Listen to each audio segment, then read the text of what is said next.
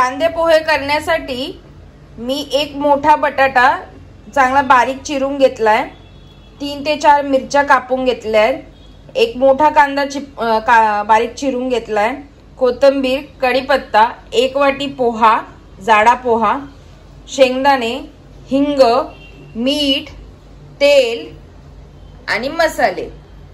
आता सर्वात पहिले मी पोह्यांना 2 पाण्याने चांगलं धुवून घेते आणि याला 5 मिनिटांपर्यंत भिजत घालते। 5 मिनिटांपर्यंत पोहा भिजत ठेवला होता। आता गॅसवर पॅन गरम करून त्याच्यात तेल गरम करायला ठेवलेलं। आता यात मी राई घालून घेते,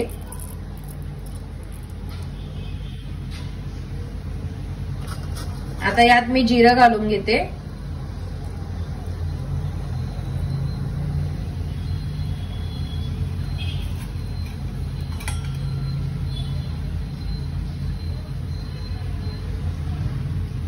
आता यात मी कढीपत्ता घालते, जे बटाटे आपण कापून घेतलेले बारीक ते घालून घेते, त्यांना तेलामध्ये चांगलं फ्राय करून घेते।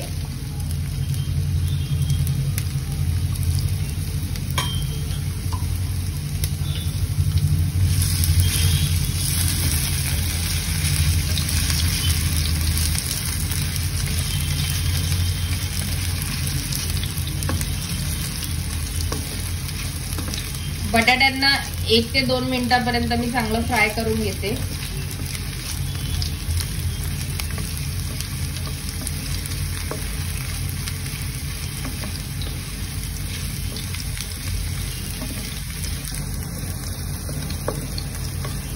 आता यात मी थोडंसं मीठ घालून घेते,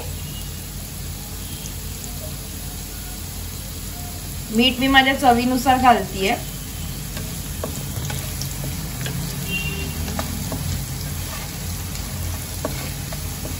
बटाट्यांना मी चांगलं फ्राय करून घेतलीये तेलामध्ये।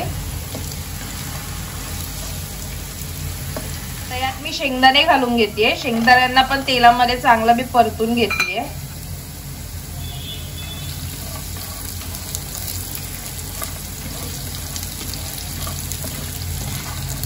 शेंगदाणे पण चांगले 1 ते 2 मिनिटांपर्यंत मी तेलामध्ये परतून घेते।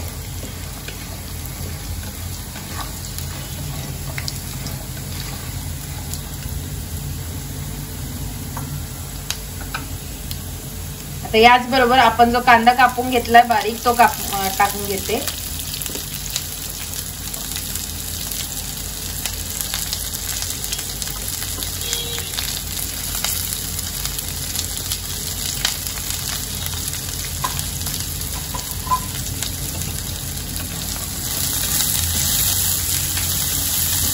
सर्वांना एकत्र मी तेलामध्ये चांगलं परतून घेते।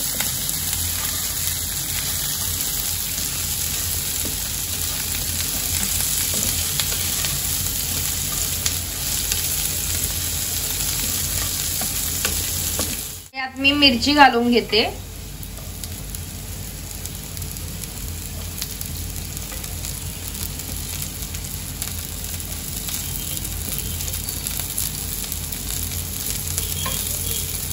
त्या सर्वांना मी एकत्र परत एकदा परतून घेते।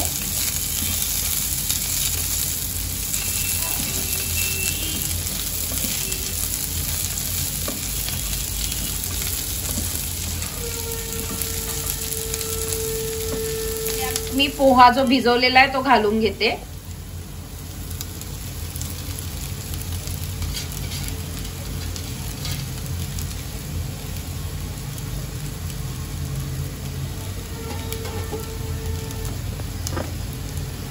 हळद अर्धा चम्मच घालून घेते आणि मीठ पहिलेच मी बटाटे शिजवताना घातलं होतं, आता थोडं अजून घालते, त्यामुळे चवीनुसार तुम्ही पण तुमच्या अंदाजाने टाका, कारण मी बटाटे शिजवताना ऑलरेडी घातलं होतं।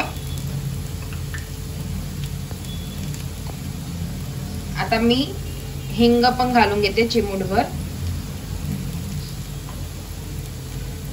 तर या सर्वांना एकत्र करून घेते।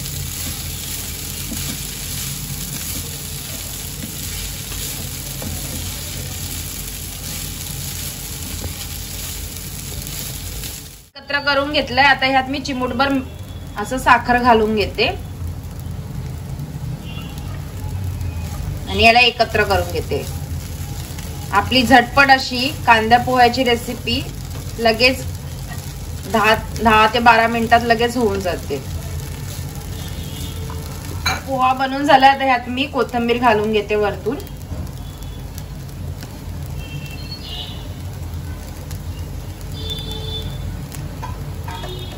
आपला पोहा बनवून झालेला आहे। आता आपली झटपट अशी कांदे पोह्याची रेसिपी खायला रेडी झालेली आहे। तुम्ही पण ही करून बघा।